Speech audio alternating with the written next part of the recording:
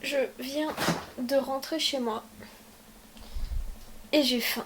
Aujourd'hui, j'ai été dehors pendant 3 heures et je pense que j'ai nagé dans la piscine pendant environ 1 heure. Ça m'a fait du bien, putain, et je suis fatiguée comme pas possible. Là, je vais manger un petit truc Kinder Pingui. Un de mes plus gros points faibles, je l'avoue. Ça m'a fait beaucoup de bien cette journée. Et en fait, en gros, le principe c'est que vu que j'ai un chat et que c'est mauvais pour les chats de les faire changer d'environnement pour genre 1 semaine ou enfin voilà, bah du coup genre je laisse mon chat chez moi. Et en fait, tous les soirs, mon père me ramène chez moi. Et tous les matins, il vient me chercher et on passe la journée dans la maison de mon oncle. Du coup, en fait, ce matin, c'est lui qui m'a réveillée. J'ai oublié de mettre des réveils un petit peu tôt, entre guillemets. J'ai passé toute la journée, finalement, ma journée active, loin du téléphone et de l'ordinateur. Déjà parce que l'ordinateur, je n'avais pas. Et en plus parce que le téléphone, et ben en fait, bah genre on a mangé ensemble, donc pas de téléphone. Ensuite à la piscine, ben pas trop de téléphone, j'ai juste mis un reportage en fond, le reportage de Taylor Swift sur Netflix que je connais par cœur aussi, comme celui de Demi Lovato, et un petit peu de musique. Et à un moment donné, j'ai juste traîné sur TikTok une petite demi-heure non cumulée, enfin non d'affilée quoi. C'est ça ce que je voulais dire. Enfin bref, je suis fatiguée. Donc au final, ça a été une journée vraiment détox pour moi.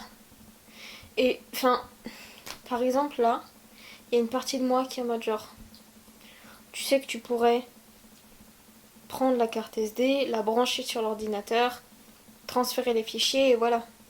Mais je sais que si je fais ça, ça me met en contact avec de la lumière bleue. Et surtout en fait, c'est là où j'oublie tellement souvent ça. La plupart des crises addictives sont plus des dérapages.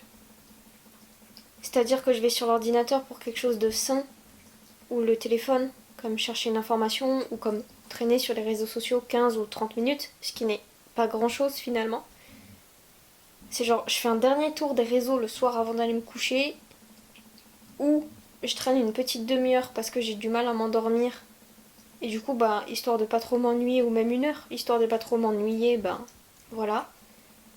Et en fait, je passe 4 heures dessus. Mais du coup, c'est que si de base je suis pas sur l'ordinateur, zéro tentation, pas de problème, voilà. Et c'est ce pourquoi je déteste l'addiction aux écrans, c'est que la clope, la drogue, l'alcool, t'en as pas besoin.